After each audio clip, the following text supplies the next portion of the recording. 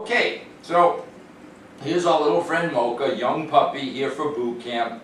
Our boot camp program is about trying to get into the dog's head. So this is a relatively young dog. But little dogs are what we call become eternal infants, because they're small, they'll never grow physically, but their mind grows just like any other dog. So if this was a 4-month-old German Shepherd or a 5, it would be growing. And we have a tendency of treating the dogs like they're always puppies. So we call them eternal infants, because they're not. So she's maturing, so what we want to do is set boundaries for her. So the first thing we do is fit the dog with a collar, and then put a leash on. And that's how the dog stays, with a leash and collar on. Then we set back, we love good behavior. This is love. We don't yell, we don't scream, we shift energy. When she crosses a boundary, we just correct her, slightly. So that's the benefit of having a little dog. So if this was a 50-pound German Shepherd, it'd be more difficult to manage. So here in our classroom, as you can see, if you just scan around, we have everything that a house would have, right? So we train dogs with people with disabilities. We have vacuum cleaners, we have couches, we have food. We also have a bed. So our first behavior for any dog is to teach the dog not to pull. Stop. And when she's humped, good, Mocha, good girl, Mocha, and to set boundaries. So the first behavior I'm going to start to do is teach her to heel. Heeling, or walking on the leash, is symbolic of your entire relationship. Stop. When a dog's nose goes down to the ground, it means it's hunting something, right? So there's dog odor in here, there's urine, there's poops. Every time her nose goes down, so subordinate members of the pack cannot hunt independently. So we have to take over the leadership role here. So every time she went to hunt, meaning sniffing, I bit her. Not biting her with my teeth, with the leash. It was a snap and release. No energy. My energy is here. So again, the first behavior is to teach her to walk on the leash without pulling. So I'm going to tell her to heel. Good girl. Good girl. And she's on my left. Good girl. When I turn, she comes with me. Good girl, Mocha. I turn. Good girl, babe. She doesn't know left from right. I have to teach her that. So she needs to be in a special place. Her place in the pack. Mocha, sit. She needs to know when we stop, she needs to sit. So this is pretty much the first day that we have a hurricane outside, so we're working inside. We had her introduced. She's kind of a mess. She jumps into her water bowl. She's gotten really very few. Mocha, sit.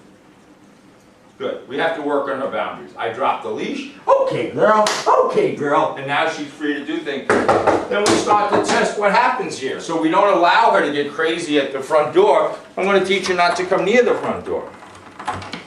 And now when she goes somewhere I don't want her, I just step on the leash. Mocha, girl. Now rather than teach her not to run out the front door, I teach her not to go near the front door. Good girl, babe. So remember, love good behavior. She does have the submissive urination. That's kind of age appropriate. She's only 4 months old. It's like a child. She doesn't have full control of her bladder and bowels. So it's a work in progress. So this 12-day boot camp is a work in progress. We're just starting to initiate or bringing her back to where she should be as a dog, not as a human. She's not. So I'm going to walk again. Notice my energy. Mocha. Good girl.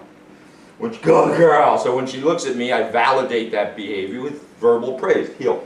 Good girl, babe. Good.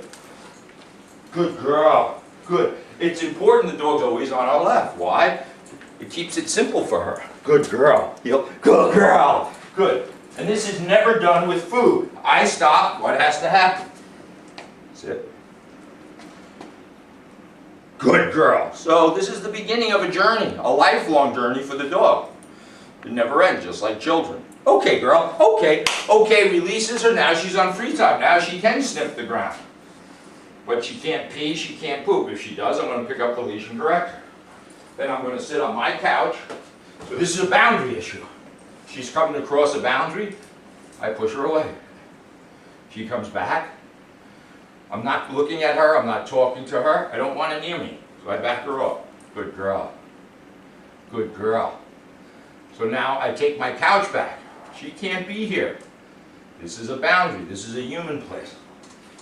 Now, I don't care what she's doing, so it's like children. You generally supervise them. I'm not asking her to sit or to stay. I'm saying stay out of this boundary. If I want to love her, I simply go to a neutral place, and I'm going to get low. She'll come to me.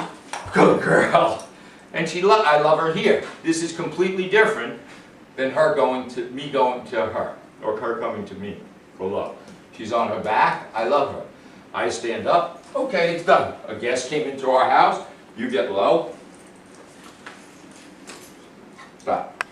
So let's say our guest was across the street. So I didn't yell and scream, Mocha, no, come! I just corrected her. So all our guest did was get low, because Mocha's so damn cute, she wants to say hello. So what did I do? Now she's turned away. Now she's exploring. Clap your hands a little bit. Mocha. So think of this. Why am I doing this? Am I being a big, mean man? No. But if she was across the street, Mocha could have just got hit by a car. So rather than, now I'm going to think for the dog. Now I'm going to allow her by saying, okay, okay.